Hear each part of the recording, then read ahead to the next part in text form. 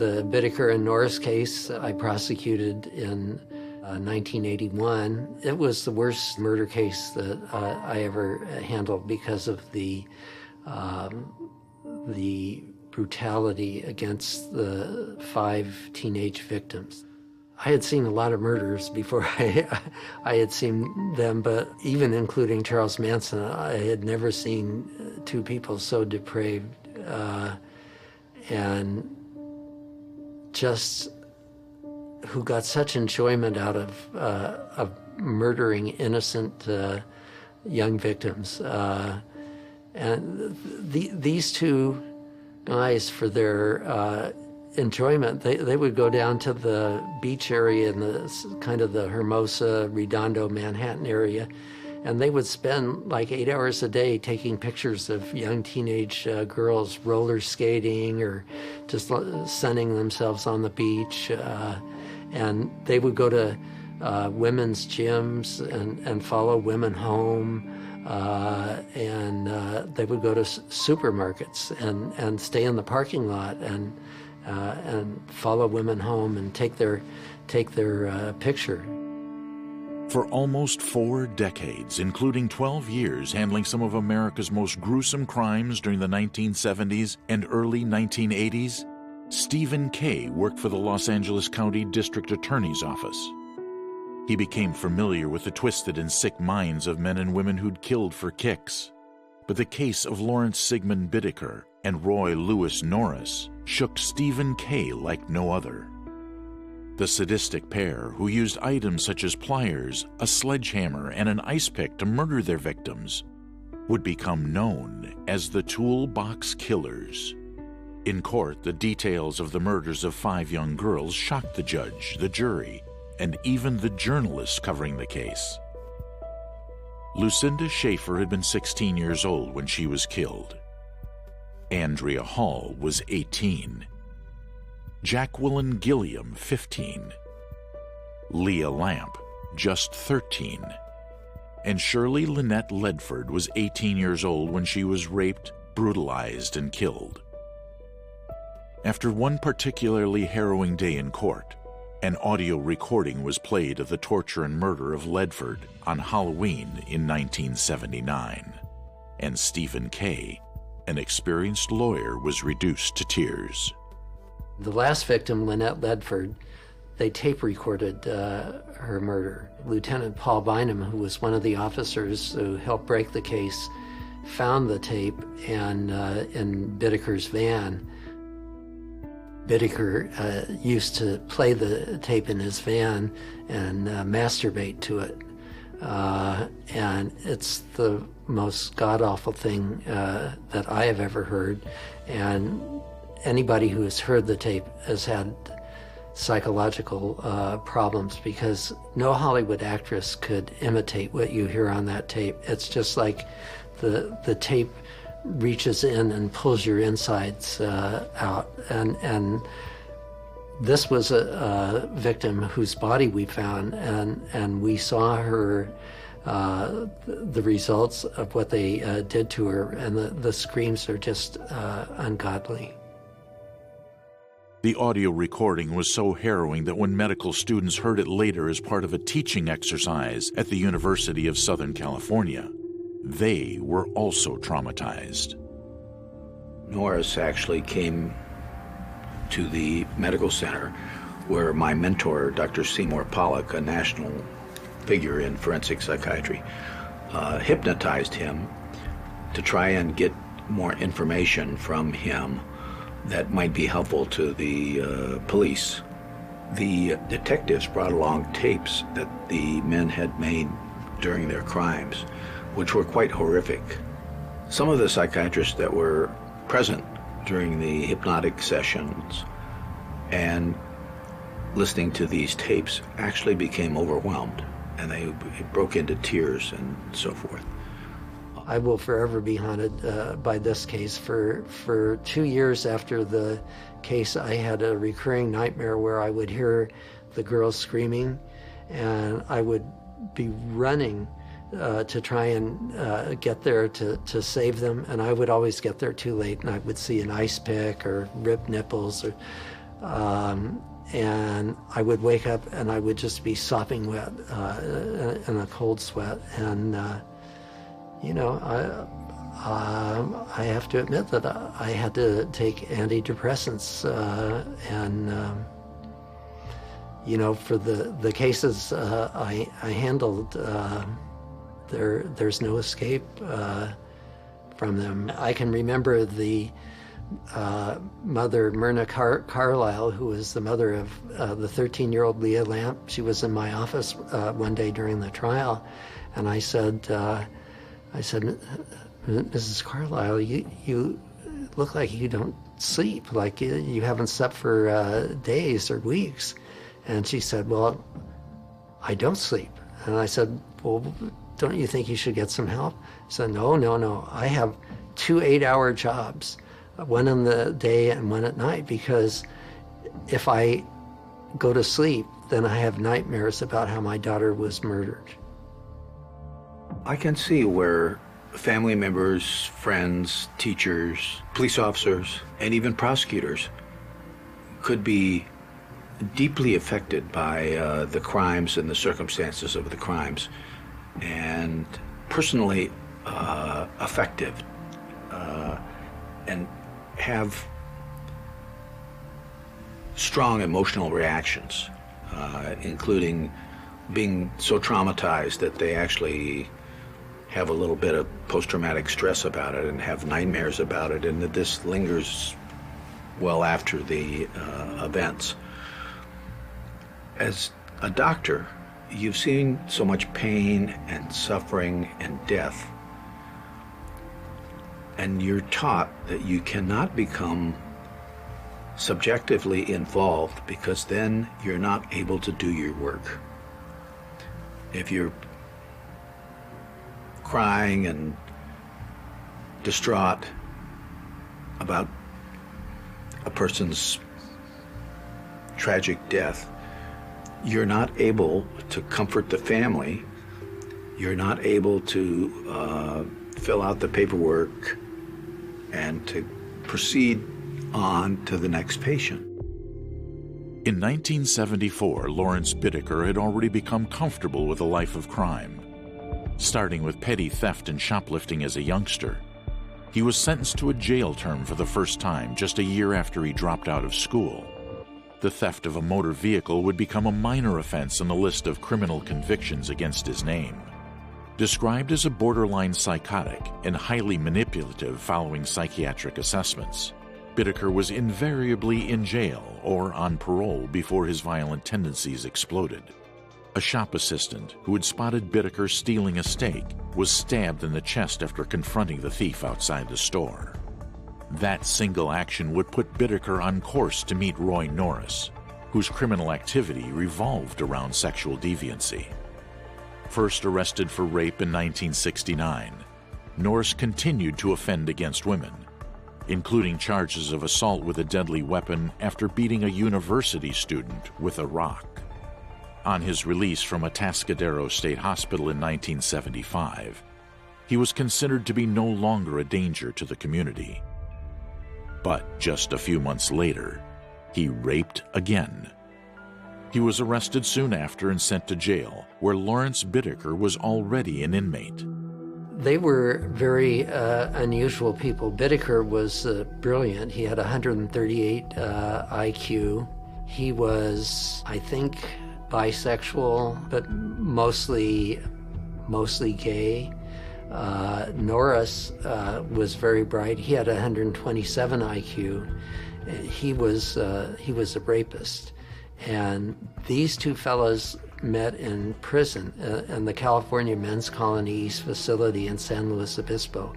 And they had a group of sexual deviants, and they would get together and fantasize about what they were going to do when they got out. And the fantasy was always about young girls and how they were going to rape them and enslave them. And Bittaker said that he had never raped anyone before, but he wanted to do that, but he wanted to have someone with him.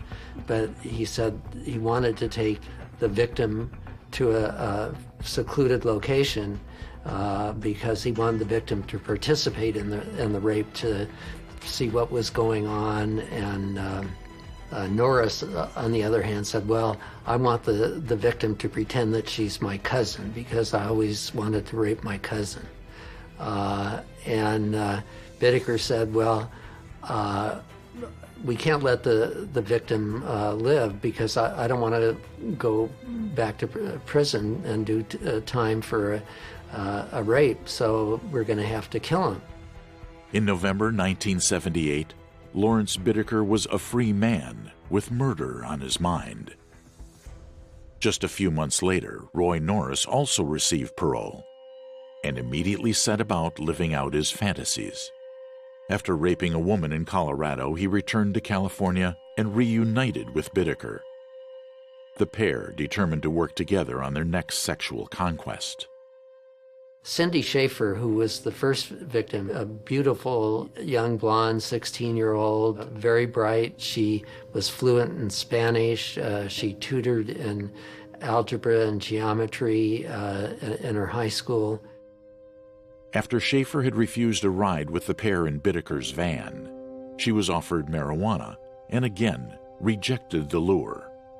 So they figured out the path that she was going, and they went down the hill, made a U-turn, and parked. And Bittaker came up with the plan. He said, okay, I'm going to stay behind the wheel with the engine running. They had a van with a sliding door that Bittaker named the Murder Mac. And he bought this van with a sliding door because he figured it would be easier to get victims in. So he had Norris go outside with the door open and pretend to be working on the door. And Cindy walked by, and it was 8 o'clock at night, but on June 24th, June 21st is the longest day of the year, so it was still light, but there was nobody out, no eyewitnesses or anything. And so Cindy walked past the van, and Norris came up behind her and put his hand over her mouth and grabbed her and threw her in the van. And Bittaker had tape prepared with scissors to tape her up and everything. And they took her deep into the mountains. And after they both raped her a number of times, Bittaker said, well, now we have to kill her. And Norris said, well, no, I don't want to kill her. Let's give her some money or some marijuana, and she won't tell. And Bittaker was very angry. He said, I already told you that we're going to kill the victim because I don't want anybody to testify against me.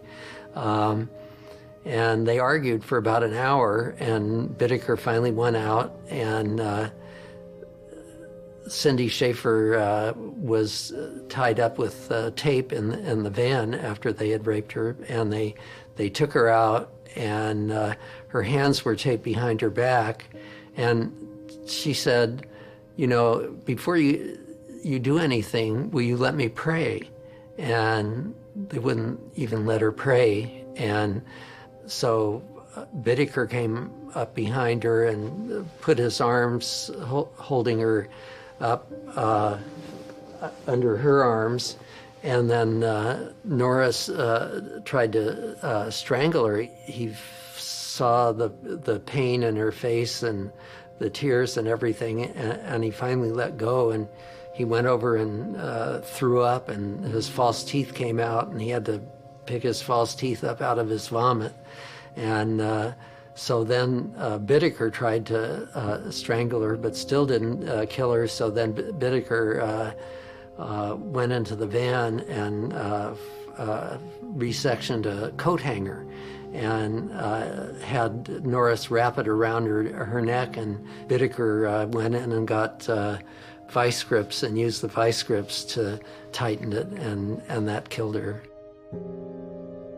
And then they threw her over a cliff that went down miles and had huge underbrush and everything because they wanted the animals and the insects and everything to get her, and we never did recover her body. The following month, in July 1979, Bittaker and Norris set out again with evil intentions. Around the Manhattan Beach area, they spotted 18-year-old Andrea Hall, who was hitchhiking to see her boyfriend. But before they had a chance to offer her a ride, she was picked up by another driver, and their intended crime appeared to have been prevented. But, intent on making Hall their next victim, Bittaker and Norris followed the car, and when she was dropped off near Redondo Beach, Hall made a fatal mistake when she accepted their offer and climbed into the van. Bittaker killed her by driving an ice pick in her ear, and then he tried to pull it out and the handle came off, so he strangled her with his hands and then threw her over an embankment, and we never found her body. On September 2nd, 1979, Bittaker and Norris turned their attention to even younger victims, stopping again in Redondo Beach to snatch 15-year-old Jacqueline Gilliam and Leah Lamp, who was just 13. The cruelty inflicted on Gilliam and Lamp would last for 2 days. Bittaker and Norris followed a similar modus operandi, driving beyond the sites of previous murders and raping Gilliam with an audio tape running to record her screams. Although neither was sexually interested in Lamp, who was tranquilized, after taking photos of both victims, Gilliam was struck with an ice pick, then strangled. Lamp was hit with a hammer and choked to death. They threw these 2 young girls over a very, very steep cliff. When we finally found their bodies, and I was with the Sierra Madre search and rescue team when we found the bones, and it was in a water course, and the brush had overgrown it so much the only way you could get through is on your hands and belly, really, not even knees. You couldn't even get up that high. And one of the members of the Sierra Madre search and rescue team was a doctor, and he'd say, okay, that's a rib bone, that's a backbone. And then we found a skull, and the skull still had the ice pick embedded in it. And then we found a partial skull that had teeth. And the one thing this case did is it stopped young girls from hitchhiking in the South Bay beach areas because they were just notorious for hitchhiking. And when the publicity came out about this case, the hitchhiking stopped. Jackie Gilliam was identified through X-rays compared to those taken when she was 9 years old following a head injury. Leah Lamp's dental records confirmed her as another victim. The Toolbox Killer's next attempt to live out their sordid fantasies came less than a month later when they targeted 20-year-old Jan Mallon. After watching her park her car near her apartment, Bittaker sprayed her with mace and attempted to drag her into the van. But Mallon's screams drew attention of neighbors, forcing the pair to call off the assault. In the rush to escape, Norris drove away without Bittaker, who ran from the scene. On October 31st, 1979, Bittaker and Norris conducted their last torturous act. The pair made an audio recording of the pain and suffering they inflicted on Lynette Ledford, which would later be used against them when it was played in court. This was the only murder that wasn't on a Sunday, and this was the only body that we found intact. But Bittaker was upset with Norris that he hadn't really killed anyone, and so Norris ended up killing her. But before they killed her, they tortured her. They drove her around in the back of the van. Bittaker raped her while Norris was driving the van, and then they traded places, and Norris came back and started hitting her on the elbow with a sledgehammer, getting her to scream. And I mean, scream she did from the attack, both of Bittaker and Norris. And then Bittaker said, well, wouldn't it be funny if we killed her and then threw her body in somebody's front yard, and we'll see what the reaction of the press is.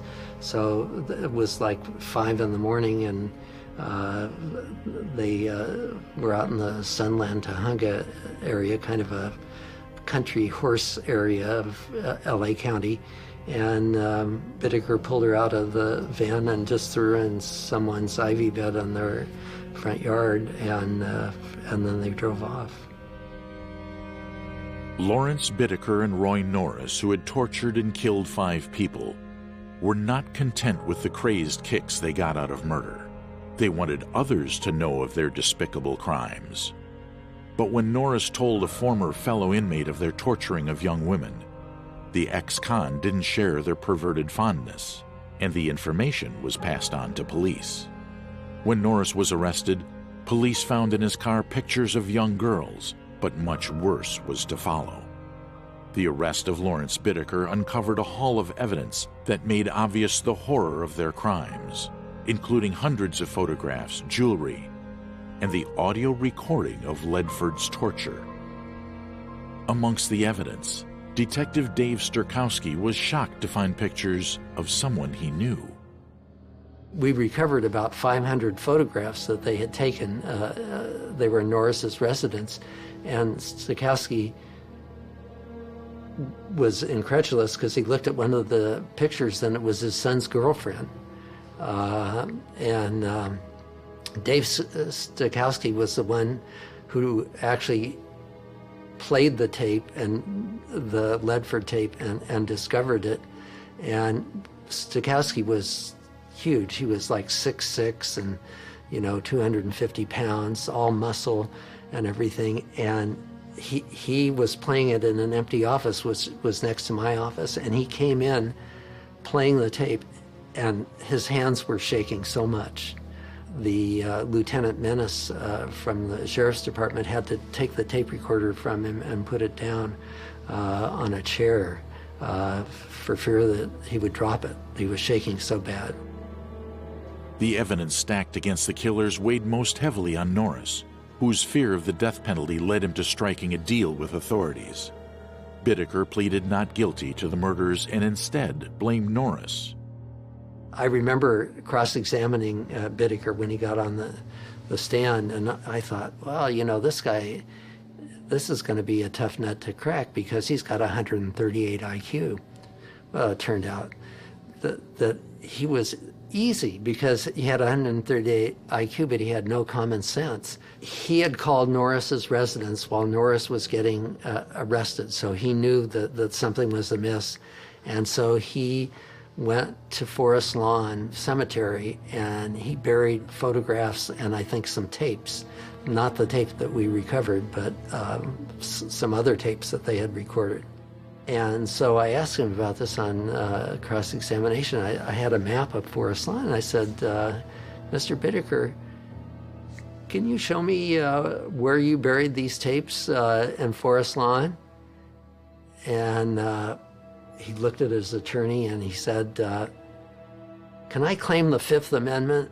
And the judge said, no, you can't. And if you don't answer the question, I'll strike all of your testimony. Well, I didn't want his testimony to be struck. And so, and he said, don't look at your attorney. Your attorney can't tell you what to do. I'm telling you to answer the question. And so he said, but if I answer the question, he's going to use it against me, he pointing at me. Oh, like I would use it against him. On the tape with the screaming, he said, oh, that was just pillow talk. And the courtroom gasped, all the members of the audience. He would describe this agony of this 16-year-old girl getting tortured to death as pillow talk. Though Roy Norris negotiated his way out of a possible death sentence, Stephen Kay found him to be a similarly depraved man. On the stand, Norris lacked the capacity to understand just how the jury would interpret the actions of the toolbox killers. Women were there for Norris to rape. I convicted him in 19 76 of a rape he did in 75 of a Torrance housewife, where he just rode up on his motorcycle and they were in a hilly residential area, and he hauled her off the sidewalk and into some bushes and raped her.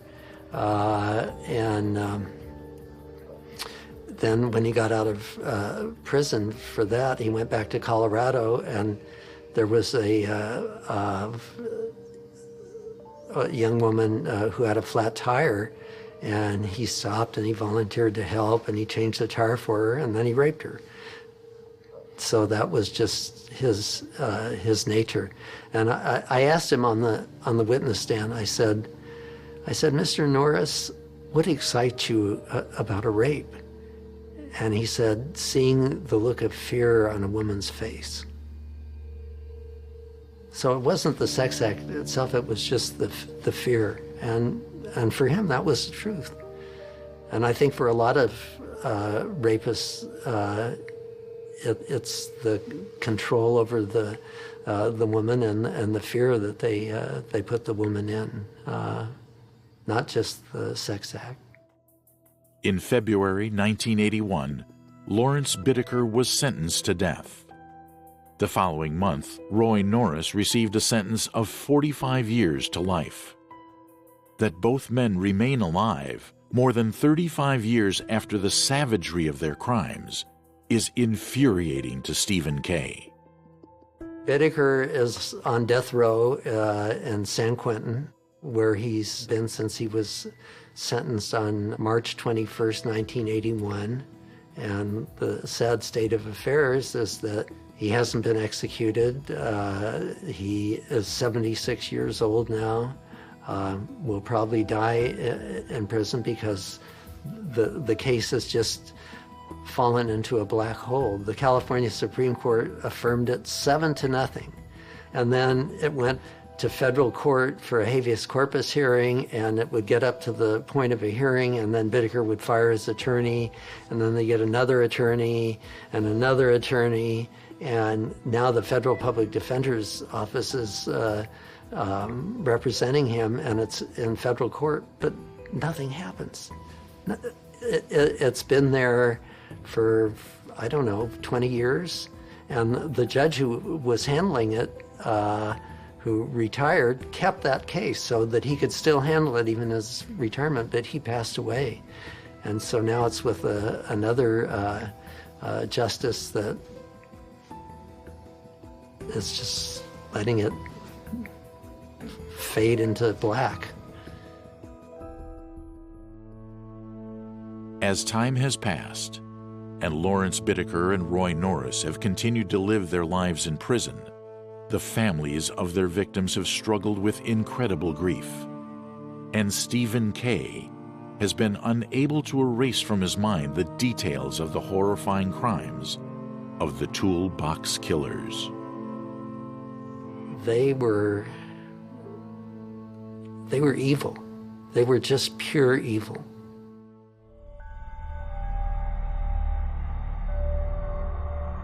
During the dark winter months of 2002, a small studio flat in London's Camden Town turned into a slaughterhouse.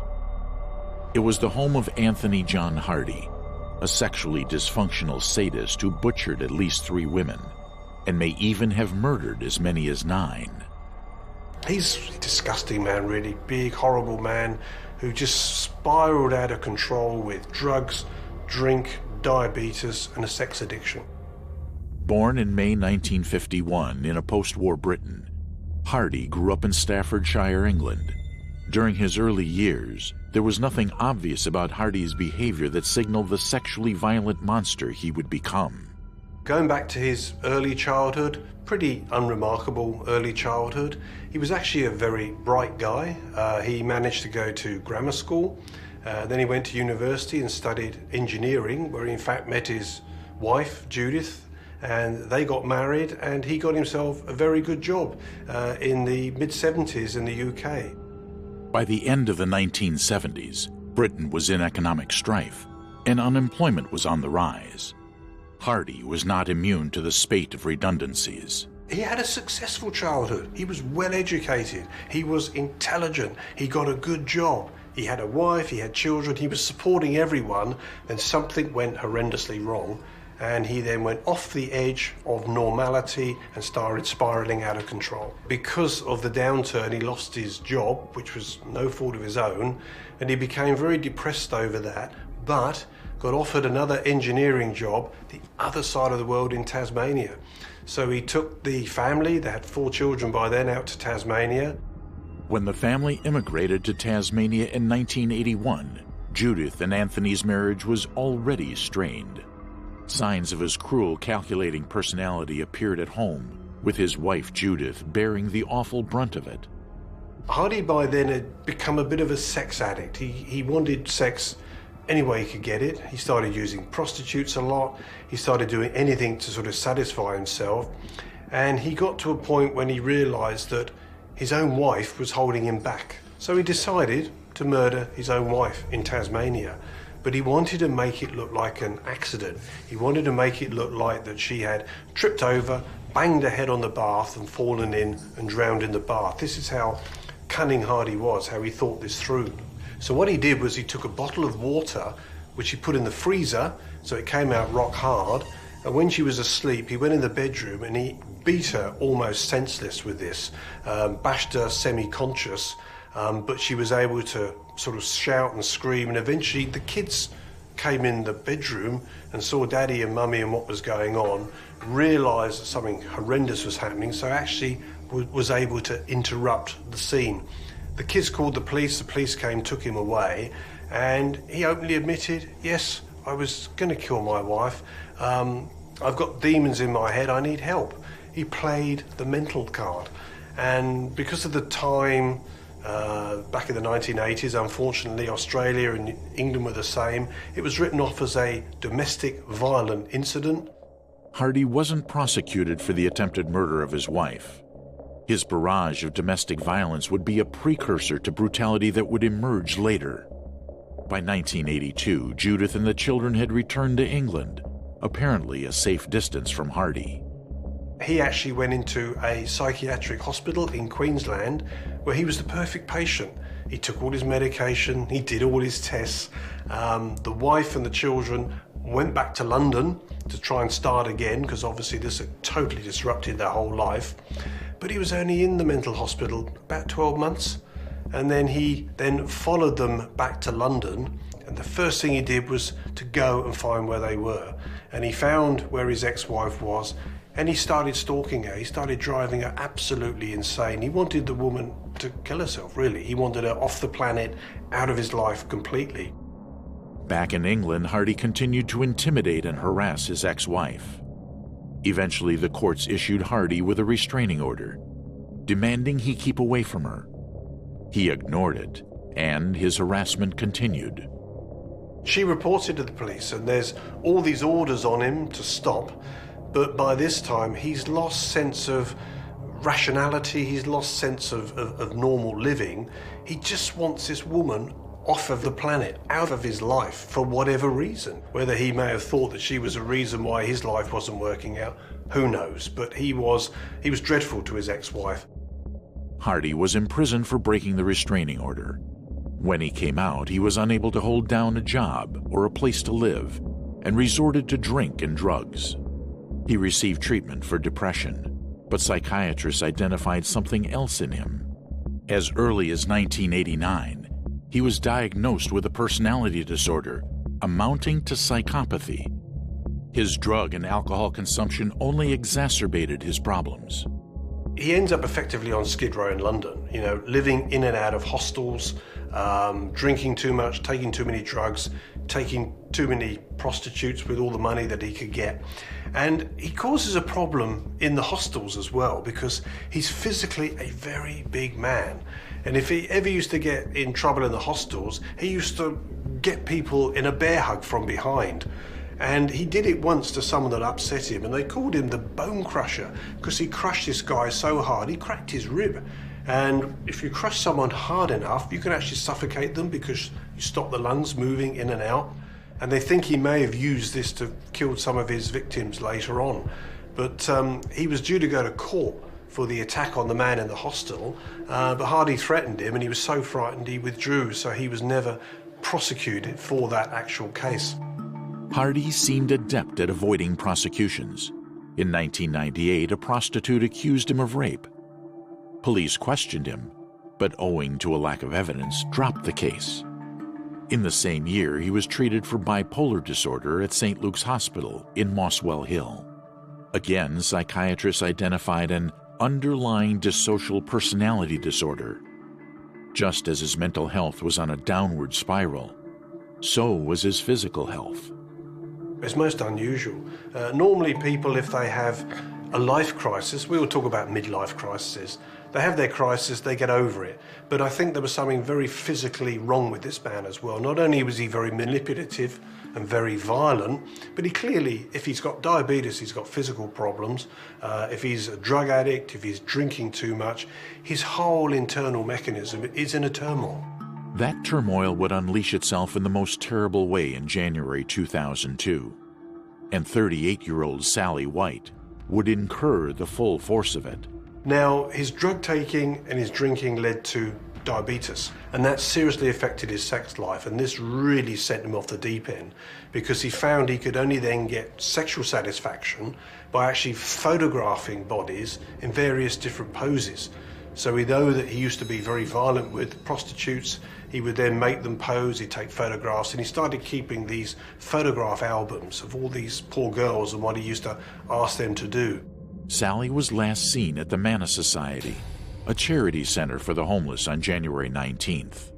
And the next morning, she was reported by her friends as missing, and somebody recognized Hardy, said, I think went with him last night. Now, that night, Hardy was having a run-in with one of his neighbors because he'd taken this prostitute back to his place and he'd made a lot of noise and neighbors were complaining. So he got a pot of paint and he went round the neighbor's house and he wrote obscenities all over the door of the neighbor's house. So the police were called to the neighbor's house because of the criminal damage that he'd caused. As well as the obscenities graffitied on the door, battery acid had been poured through the neighbor's letterbox. The police followed the trail of drips and footprints to the flat below, occupied by Hardy. They wanted to talk to him about the criminal damage to his neighbor's door, but the conversation took a drastic turn. When they went to interview him inside, guess what they found inside his house? They found the dead prostitute. She'd been grotesquely posed on the bed. She had like a devil's mask on her. He was obviously taking lots of photographs before he decided to get rid of the body. So the police thought, this is a slam dunk, we got an absolute murder here. The room resembled a crime scene with blood smudged on the walls and pillows. More blood was found on Sally's hooded top, while her underwear had been cut into pieces. Hardy had even prepared a warm bucket of soapy water that was beside the bed.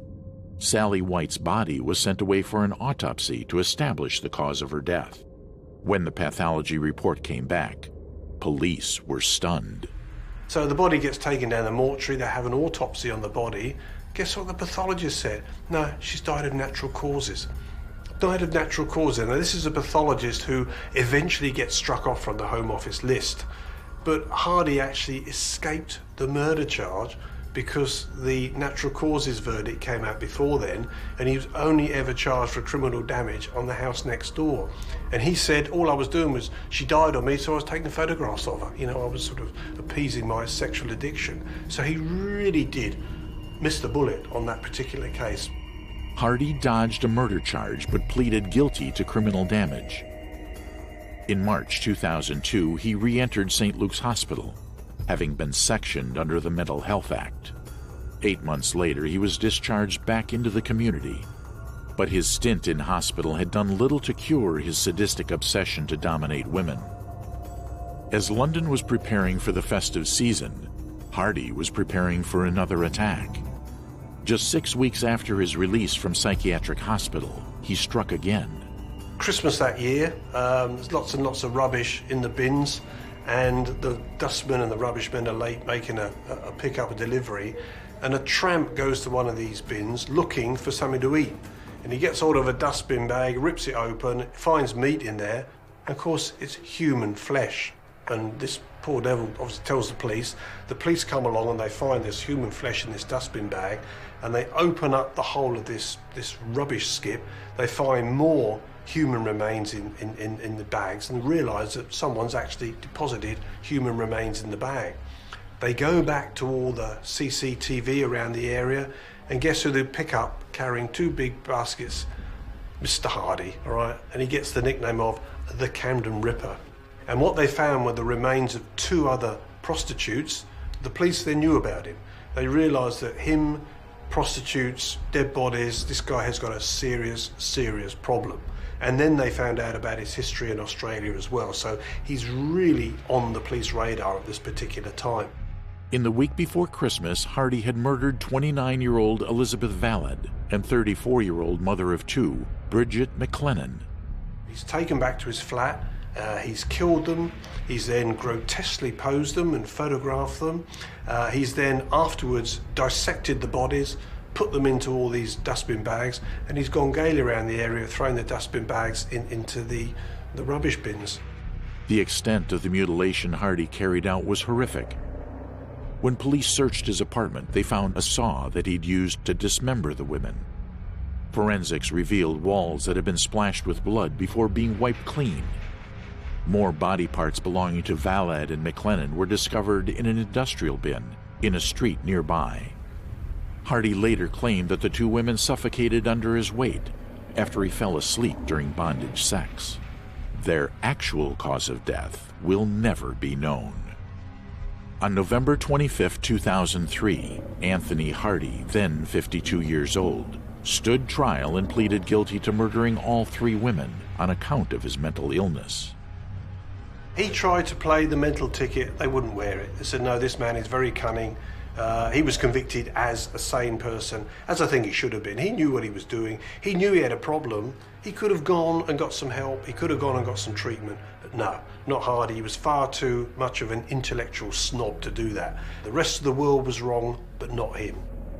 The jury agreed that Hardy alone was responsible for his actions and found him guilty. The judge handed down 3 life sentences to Hardy, describing him as depraved and perverted. Elizabeth Valad's family campaigned for an inquiry to understand how Hardy could have gotten away with so much violence in the first place. Others acknowledged the relative speed in which Hardy was captured and prosecuted. These serial killers, they start small and they build up and they build up and they build up. But I think we're able to intercept them better. I thought that was a great example of crime solving. Because it saved lives, didn't it? Identifying him that quick saved lives. He would not have stopped. In 2010, the case returned to court, where the judge stated Hardy should never be released from jail.